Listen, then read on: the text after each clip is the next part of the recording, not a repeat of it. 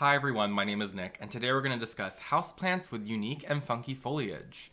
There are plenty of characteristics that make me want to bring a plant into my home, but having some pretty damn unique foliage typically takes the cake, so let's get right into it today. The first one we're going to talk about is this lovely Philodendron squamiferum, and I'm absolutely head over heels for this leaf shape. I think it's incredible. There are a couple other philodendrons I grow in my home that have this leaf shape or are very similar to this, such as Philodendron pedatum and Philodendron florida, and I just think it's to die for. But I think that Philodendron squamiferum in particular is a little over the top because these petioles are incredibly red and fuzzy. Like it's incredibly bizarre, but it's such a cool plant. And the newest leaf, as this is the newest leaf right here, always has like the reddest and most fuzzy petioles, and then it seems to like kind of lose the fuzziness and the redness over time slowly, but it's still like kind of always there. But it's just so incredible. I think it's such a cool plant, and it's very easy to grow. I would say I've had some pretty good luck with it. I've only been growing it for about a year now, but I've had some decent luck. And this is a cutting that I've taken off my mother plant,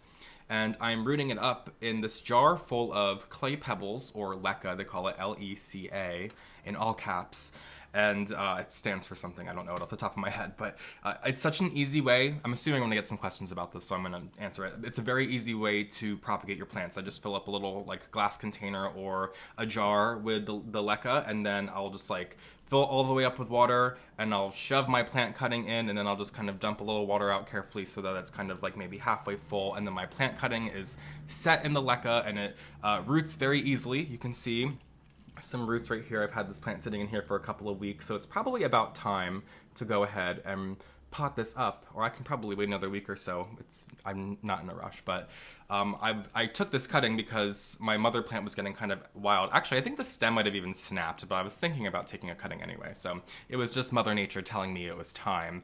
And now I'm hoping that I will put it at the base of the moss pole, and it's going to climb up the moss pole, and maybe the leaves will get nice and big, and hopefully it'll be a little bit more contained than the mother plant is. But I just think it's so cool. Philodendrons in general are super easy to propagate, so if you get one that's a little bit more funky or unique, it's nice to start to propagate it once it gets a little bit larger, and then you get to enjoy even more, or you could even trade it for another type of philodendron or another type of plant. So, but I know that this one is going to live a nice long life with me because I really would like another Philodendron squamiferum in my home. So they're so incredible. I think the petiole is just to die for, like I said, as well as the leaf shape. So there's just a lot to love about this plant. So the more the merrier, having another one in my home. So next, let's talk about this one. This one's an absolute classic. So this is the watermelon peperomia, or the Peperomia ARGYREIA, and this is a pretty common peperomia, I would say. I've had this one growing in my home for a couple of years, and when I was working at the plant shop, it was like a easy enough peperomia for me to get as a buyer to sell in the store, so I don't think it's that hard to get your hands on, which is fortunate because these leaves are so funky. They literally look like watermelons. If you get a little bit closer, I know my leaves are getting a little bit smaller now.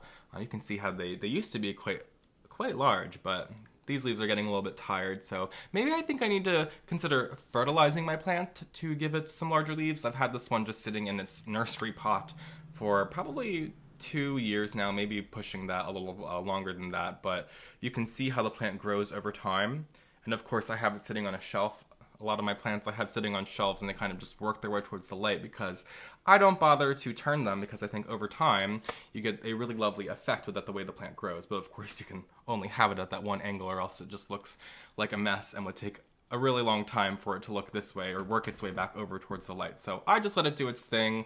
I know that's not everybody's cup of tea, but that's just kind of how I like to grow my plants up on shelves. But watermelon peperomia is really easy, I would say. I've grown a couple of them in my home, and I've had the best luck when I leave them in the plastic pot, which is why I've never repotted this one, even though I have one of my favorite brands of pots here. So I'd really like to get it in here eventually, but I'm honestly kind of nervous. But you know what, you can't even tell that it's not planted in here. So yeah, but you can use my taco test to tell when it's time to water this plant. The leaves are usually quite succulent, and I can tell if I folded this leaf all the way up like a taco, like, you know, see how I'm folding it in kind of like towards the center.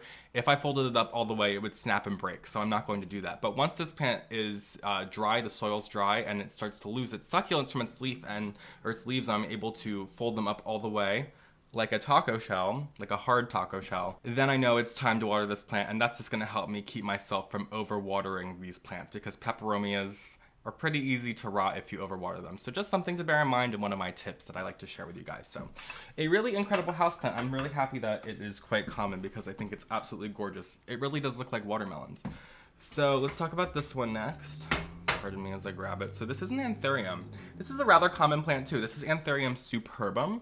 And I think this is just such a prehistoric looking houseplant, but I think it's super funky for so many reasons. One, it grows in like a rosette pattern, like similar to like an aloe plant or like a philodendron hybrid, like the Rojo Congo, if that rings a bell to anybody. But mine, once again, is sitting on the shelf. It's sitting inside this shelf behind me here, actually. So all the light is received here. So for some reason, this plant has only really put off foliage coming out this way, but maybe over time it'll start to put out more here, but they're definitely going to be leaning towards the light. It doesn't really matter, but I am so obsessed with this foliage. I think it's so great. The green color is fantastic. It does get a slight red coloration on the back of the leaves when they're new, which I really like, and it does show through the light. I don't know how well the light shining behind me that you can see it, but like when I'm looking at it through the lights that are coming at me here, it comes up as a very like bronzy color. So I think that that's really funky too. But another reason that I really like this plant is because I think it has a very similar foliage pattern to a very popular Anthurium, which is the King Anthurium or Anthurium veitchii. However, the leaves are growing upright, as this is a bird's nest type of Anthurium, so they do grow upright. But if you look at these leaves and you start to like turn them the other way, I think it really does look very reminiscent of Anthurium veitchii with the ripples that it has in its leaves. Of course, these ripples are a little bit more exaggerated. Nonetheless, I think this is just such an incredible, underrated, hate to say, houseplant that deserves a little bit more attention because these undersides of the leaves that are just like chocolate brown purple are just like absolutely gorgeous, and the top sides of the leaves that are just like so green and prehistoric looking. It's really incredible, and I feel like I always see these for sale at stores, and I'm surprised that they don't like sell out faster because they're really freaking cool. So yeah, I absolutely love this Anthurium superbum. I wouldn't have it in my display right behind me, which is always in my vision when I'm sitting on the couch, if I didn't love it. So yeah, I think it's super cool. Really, really funky foliage. Very prehistoric. It's probably the plant in my home that looks the most like I took it out of like the Mesozoic era, or if I hope that's the right era. I'm not a paleontologist, but you guys know what I'm talking about, hopefully. Anyway, the next one we're going to talk about is the Cissus. This is Cissus DISCOLOR, and I'm happy to report, if you watched my plant haul video where I was kind of worried about it, it's doing okay. It's actually grown like 2 vines, not incredibly, but they look good enough. So this is a plant I want to just like forewarn that I'm aware that this typically defoliates in the wintertime, and I know that wintertime is coming up. So if you're like dying for a Cissus DISCOLOR, I might wait till the springtime, because I'm kind of like, crap, I probably should have waited, especially since I've given this such prime real estate in my home. Nevertheless, we're here to talk about the foliage. So this is a really incredible foliage pattern plant, specifically for a Cissus. If you're familiar with Cissus, I love Cissus because they look like weeds. Like, there are so many different types of Cissus and they all look like weeds, and I think that's so cool. Except for this one. And there are a couple others too, but this one in particular is just like a work of art. I think they call this like begonia vine because it does look a lot like a Rex begonia, or maybe they call it Rex begonia vine. I don't know. Correct me in the comments if you dare, but this is such an incredible houseplant. Not only does it have this beautiful like green, frosted, whitish color on the front, the back sides of the leaves are like reddish purple, and the newer the leaf, the more purple it is. So these are like just like straight up purple here, but if I go back further, they get kind of like a little faded and a little bit more like maroonish color, but I think it's to die for. This is my second time growing this plant because I did let it go for a while in my last attempt, and it just kind of was just like a leafless long vine. It was just a mess, and then I ended up just forgetting about it. So I'm hoping that if it does defoliate this time around, I don't forget about it, because this is such a gorgeous plant, and lately it's been a little difficult to get your hands on. So if you do find it for a decent deal, because sometimes, unfortunately, this plant can go not ridiculously expensive, not like variegated Monstera expensive, but just like more than you would like to pay for a plant that isn't as well behaved as some others. So just, heeding a little warning there, but this is such a gorgeous houseplant. The foliage is super funky. If you do find it for a decent deal or a nice healthy one, I would definitely recommend giving it a go, because it's just so gorgeous, and it's worth the wild ride, you know what I mean? It's always nice having a plant that you kind of just like need to pay a little bit more attention to, and sometimes you just like have no idea what the hell's going on. So yeah, I just kind of loved it about it. But look at these new leaves. They are just absolutely stunning. aren't they? Hopefully it's focusing. I don't know. I can't see, but really gorgeous plant. I should probably mention something about the care since I'm just absolutely rambling about it, but it's freaking gorgeous. That's why. But I do keep the soil moist. I should keep this in a little bit more of a humid area than I do, but it's kind of bunched in with a bunch of other plants that are doing okay. So I was assuming it would do okay in the spot where I put it, but I do make sure that I keep it moist. I think that's the most important thing. I know these things hate to dry out, and they do not like too hot or too cold, like drafts or like from the heater in the home. That's going to dry it out, so I keep it away from the air conditioning vents. So just something else to bear in mind there. But if I could get this situated near a humidifier, which I'm actually looking in the area and I do have a humidifier there, but I just never use it. Doesn't matter. This thing would be a lot happier. So that's something I should probably consider doing for my plant now that the winter months are approaching. And let's talk about this one. This is a really interesting Hoya. So this is Hoya retusa. And once again, a rather common Hoya. This is one that has been mass produced to the point that you can pretty much walk into practically any houseplant store and find these. And when I was working at the plant store, I had to always display these in the Hoya section because people would never know that they were a Hoya if they were in the Hoya section, and they would be just like mind blown if they weren't really familiar with plants. And I showed them that this one was the same exact as a Hoya carnosa. As you can see, they look entirely different and you can barely see any resemblance to them other than the fact that their stems grow in a similar manner, how they kind of get ahead of themselves before they push off foliage. So I think that that is just very interesting, but not only is this plant super funky looking, but it is very easy to grow. I've been growing this as just like a small piece of Hoya retusa for probably like a year and a half now. And so, you know, if I bought a nice full plant, it probably would be like a bunch more of these going on. But I really love the way that it's growing, and I could imagine this, if you do purchase this as a very full houseplant, becoming just like an absolutely gorgeous trailing houseplant. So I think this is an excellent contender for trailing in your home if you're looking for a nice trailing houseplant. And these do flower. They flower a little different than most Hoya. If you are familiar with the way Hoyas flower in like a cluster, I believe these just kind of flower like one-off little flowers like everywhere, which is really cool. So yeah, I should probably get myself a little bit of a larger specimen now that I'm looking at this, because I know I would really appreciate growing a nice full, just like bush vine trailing mess of Hoya retusa. So I will say, if you are familiar with Hoyas, you probably know that they're very drought tolerant, but this Hoya retusa, I do water it more than once a week. Mind you, it's in a pretty small container, but these leaves are super small, and I have had 2 other Hoya retusas in my home that I've actually lost because I forgot about them. And most of my Hoyas, if I forget about them, do not react like that. But this is one that is like more equatable to like the fern of the Hoya world, where you can't really like forget about it. So definitely prefers a little bit more regular waterings.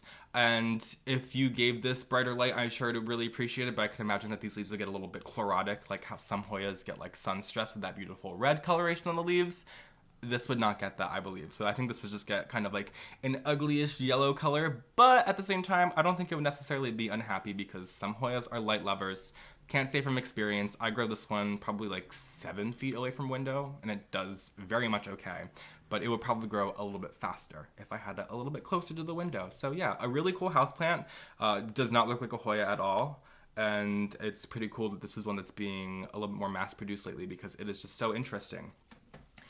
And let's chat about this one next. This is another common one. A lot of these ones I'm talking about today are rather common houseplants. So this is a Monstera ADANSONII, and I feel like this is one that when I was like first getting into houseplants, I just like saw this and I had to have it. It's very similar to like the Monstera deliciosa, where you see those like super funky leaves with holes all throughout them and that big, beautiful, just like heart leaf shape, and then suddenly you stumble upon Monstera ADANSONII, which has the holes in the leaves, but it's like that classic leaf shape, and it's just like to die for. So that was my thought process when I first saw this plant, and I absolutely had to have it. And it's had its bouts of availability. Like I said, now I consider this to be a very common houseplant. When I finished up working at the houseplant store, this was something that I was able to order every week, and they always looked beautiful, and they were a decent price. So but there was a time where this plant was very hard to get your hands on. Never the most pricey houseplant. I remember I ordered one online like 4 years ago, and I think it was like $6 for like 3 little plantlets in a pot. So not pricey whatsoever, but was never really readily available until recently, which I absolutely love. But this is a type of plant, you know, that once the popularity catches on, people are like, okay, we got to grow that plant. So it's also very easy to grow, fortunately. So it prefers just like a bright light location, not like directly in the sunlight, but I grow them just like off of windows. I have one like directly to the right of a south facing window, and then this one's pulled back like 4 or 5 feet from that southern facing window. So, you know, just I wouldn't fry it at all. These leaves would definitely get yellow. Similar how I was saying about that Hoya would probably get yellow. These leaves would definitely turn yellow and actually probably burn. So I would definitely keep them away from a very hot and well-lit window. But I will say too that you probably noticed that I'm growing mine up this thing. This is a moss pole. This is just a piece of I think it's like pine wood that I wrapped in sphagnum moss, and now I have the plant growing up it because I find that these really prefer to grow in that method. This is one of those plants which is typically sold in a hanging basket, but in my own experience it does not perform very well in a hanging basket, unlike a pothos or syndapsis. This one, when the vines get too long and it doesn't have support, I find that they really just produce these leafless vines, which is very underwhelming.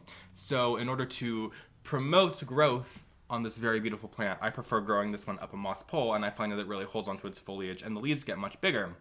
The other one I have in my home that's right off of the window is on a 4-foot moss pole, I believe at this point, and it's like grown up and attached onto other things beyond the moss pole, and those leaves are much larger than when I purchased the plant. So it's something I would highly recommend if you are growing Monstera ADANSONII and really want a nice specimen, or if you're having exactly this happen to you, maybe it's time to get a moss pole. So a really cool plant. I'm really happy that this one is a lot more common lately because it's a really cool houseplant. I understand why people are so obsessed with it because I'm pretty obsessed with it too. I think it's a gorgeous one. Every time I even see this one, just in the area that it's in, I'm just like, wow, that looks fantastic. And I think we have one more to talk about today. So let's talk about this one. It's kind of a monster, so pardon me. I don't know if it's gonna be able to like fit on camera. Well, let me like pull it in frame so you guys can like kind of see. This is a Schefflera, ACTINOPHYLLA nova. I first saw this plant at Longwood Gardens, which is a local botanical garden here in Philadelphia, and I fell in love with it. They have these multiple just like giant towering trees of them. The way the new growth comes in is just phenomenal. Here's some of my new growth, which I think is a little underwhelming compared to the ones that were in the conservatory. I came home from the botanical garden and I immediately went online and found where I could purchase this from. I think I ordered it in from Hawaii and I just like had to have it, which is a little unlike me. I'm not that impulsive, but like I fell in love with this Schefflera and another Schefflera, but this is the winner of the two that I fell in love with that day and purchased both of them. So I think this is just such an out there houseplant. The leaves, like what even is the shape? It's just so funky. This is a houseplant that like anytime a new person comes in my home, they gravitate towards that and they're like, what is this houseplant?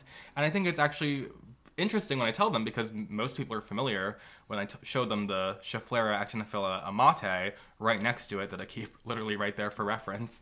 I just think it's so funky how similar and closely related those plants are, but also how different they are with their completely different leaf shape. So I just think this one's absolutely to die for. This is such a cool houseplant. This is one that I don't really hear about ever. And I don't see it for sale ever. Like I said, I had to order it from Hawaii, but it's just really one of my most funky houseplants. I'm obsessed with it. I just recently moved it into a window to give it prime real estate, and it is absolutely loving life ever since that move. So it's super easy to grow too. I find that all the Schefflera ACTINOPHYLLA are very easy to grow. This one I keep it now in a western window, and I water it when it's dry. It's sitting in a terracotta pot, and it dries out, you know, every couple of days since it's getting a lot of light and it's in terracotta. So I do water it pretty often, but it's got a nice woody trunk at this point, so it probably stores onto a decent amount of water. I'm not really too positive about that, but it's been a really cool houseplant, and I feel very confident that this is going to be like one of my biggest houseplants one day, which is very exciting to me because I'm absolutely obsessed with it. So super cool houseplant, one of the funkiest foliaged, most unique leaved plants in my home. I'm absolutely head over heels for it, and yeah, I think that this is one that people should be cultivating because it's freaking dope. So yeah, that's gonna do it for today's video. Unique, interesting, funky foliaged houseplants. Let me know in the comments today some houseplants that I didn't talk about today that you might grow in your home that have super funky foliage, because I love plants with unique leaves. I think it's super cool, and I could use a couple more of them in my home. So thank you guys so much for joining me today. If you don't already, follow me on Instagram at Philly Foliage, subscribe to my channel, and I will see you guys in my next video. Have a great day!